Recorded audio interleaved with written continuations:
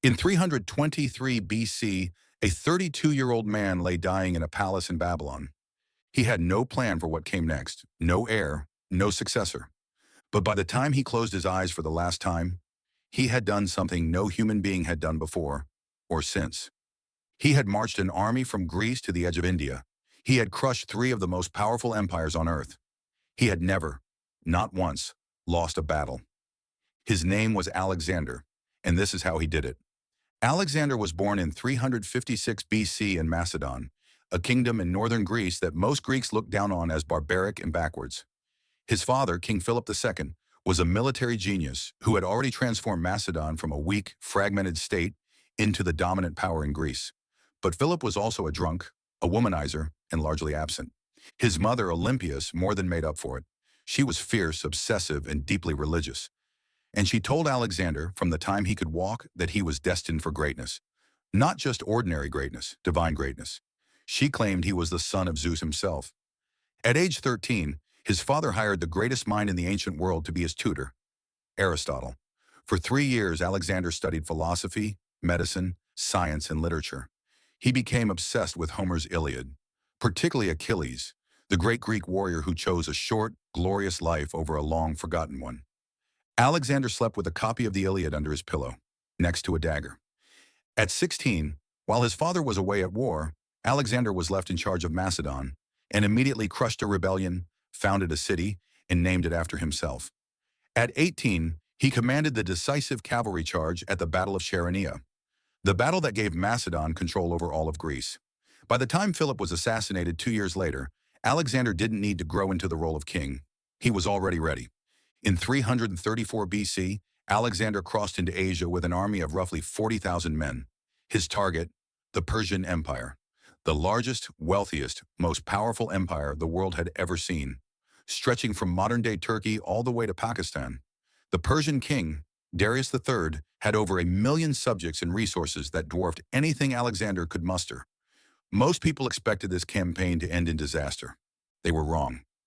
At the Battle of the Granicus River, Alexander charged directly into Persian lines, almost getting killed in the first engagement of the entire war.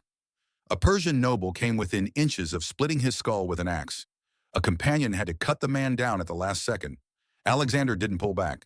He pushed harder. This was his style. He always led from the front. He didn't send his men into danger. He dragged them into it behind him. His soldiers would follow him anywhere because he never asked them to go somewhere he wasn't willing to go first. City after city in Asia Minor fell. Then at Issus in 333 BC, he met Darius himself on the battlefield. Darius commanded an army that vastly outnumbered Alexander's. He had chosen the terrain. He had every advantage. Alexander spotted Darius on his royal chariot at the center of the Persian lines and charged directly at him. Darius fled. His army collapsed. His family was captured. His treasury was taken. After securing the eastern Mediterranean coast, Alexander marched into Egypt. The Egyptians didn't resist.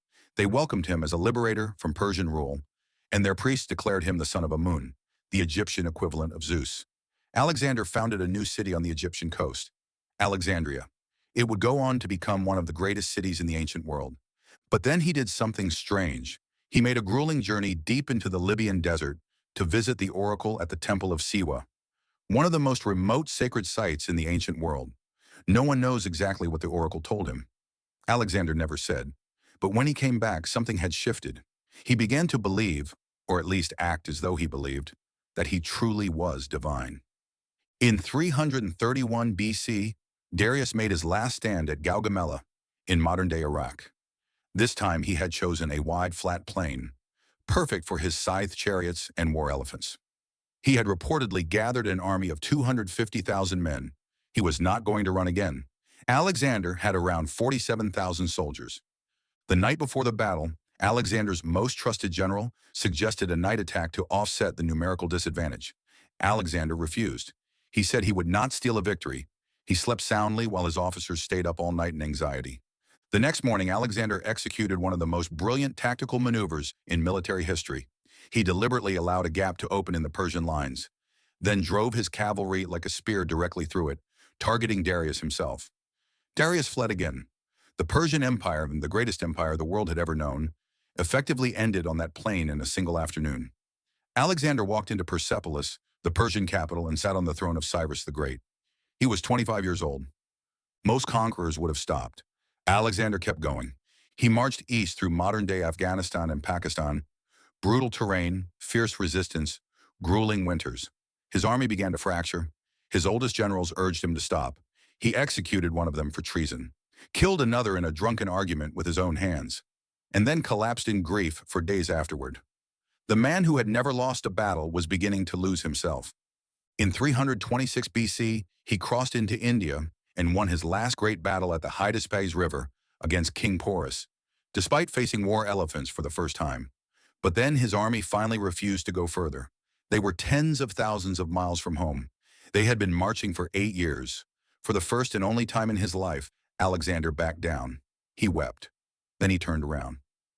Alexander died in Babylon in 323 BC. He was 32 years old. The cause of his death is still debated. Fever, poisoning, excessive drinking, or a combination of all three. When his generals gathered around his deathbed and asked who should inherit his empire, he reportedly said just 2 words: the strongest. His empire was torn apart within a generation, but his legacy was a different story.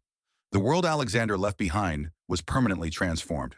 Greek culture spread across 3 continents. New cities rose from Egypt to Afghanistan. Julius Caesar wept when he saw a statue of Alexander, because at the same age Caesar had achieved nothing. Napoleon studied his campaigns obsessively. 14 cities still bear the name Alexandria today. He conquered half the world before age 32, but what he really conquered was time itself.